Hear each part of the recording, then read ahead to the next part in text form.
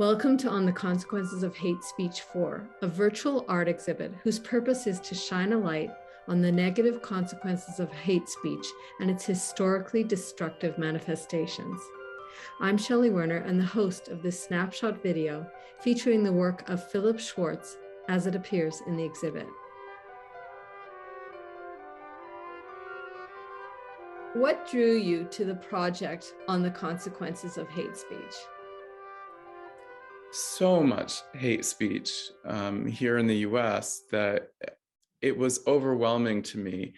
And I wanted to participate in anything that I thought was commenting on that and a vehicle to get work out that was more or less in protest of hate speech. A lot of your work centers on the consequences of hate speech during the Second World War. But that said, do you think it has a timeless kind of impact? Hate invariably will lead to genocide if it's either channeled or just let loose, let go. And I think history bears that out. We can see it in the history of the US and the history of, the Rohingya. I mean, in a lot of places you can see where hate just has gone there. What do you think was different or unique about the genocide of the Holocaust against the Jews versus all the other genocides we can point to in other countries? The Third Reich was able to co-opt pretty much every country they invaded and turn most of Europe into a machine, for exterminating Jews.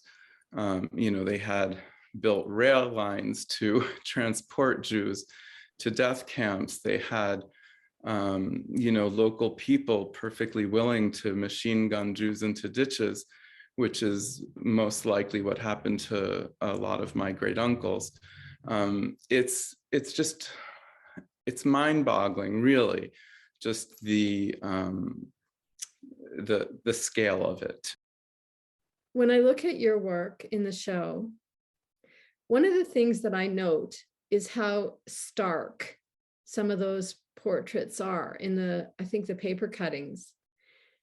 Are you making a comment through your style? I find it difficult to see humanity in a crowd. I find it much more moving to see an individual and to focus on one person. And it's much easier for me to identify with one person than with 100 people. As a viewer, I'm unable to avert my eyes, and at the same time, I am drawn to the piece and I want to look away. Is that part of your intent? I feel like that's sort of needs to be the goal with disturbing work. One has to make it visually interesting and seductive enough that the viewer wants to look at it. And so you kind of are drawn into it, and then it's, then you're subjected to the disturbing quality of it. If it doesn't draw the viewer in, then there's no point in doing it. The genitalia that are seen quite clearly are arresting. What were you thinking when you chose that pose? I was thinking about the humiliation of the victims by the perpetrators. I don't want to lose sight of that was part of the goal, was to dehumanize the victim.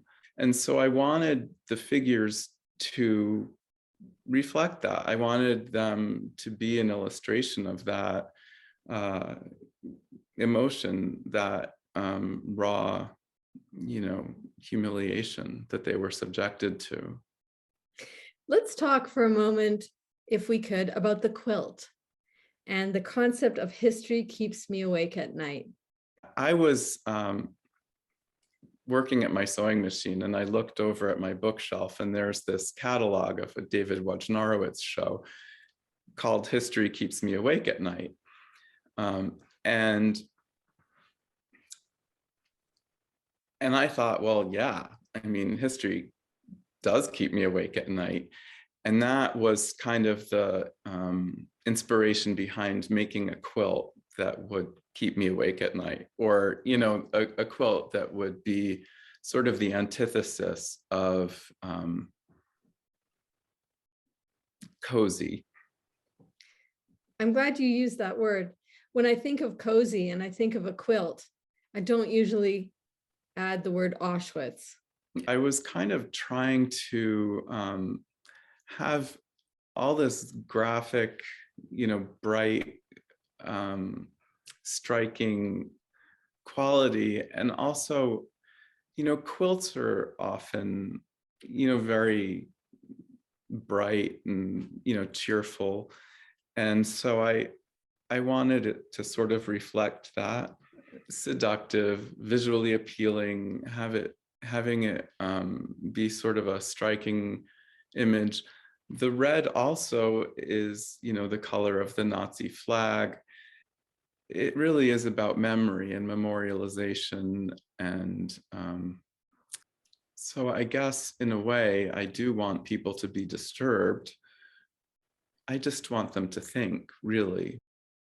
And I think that one of the reasons I do the work is because I think that the world is good, and that we have to fight against evil to keep it good. I find the work challenging, but if one can get past their own horror, one can make a commitment to say, well, that's not a thing that should happen, and I must stand against that. Thank you. I mean, that really is, you know, the whole point, isn't it?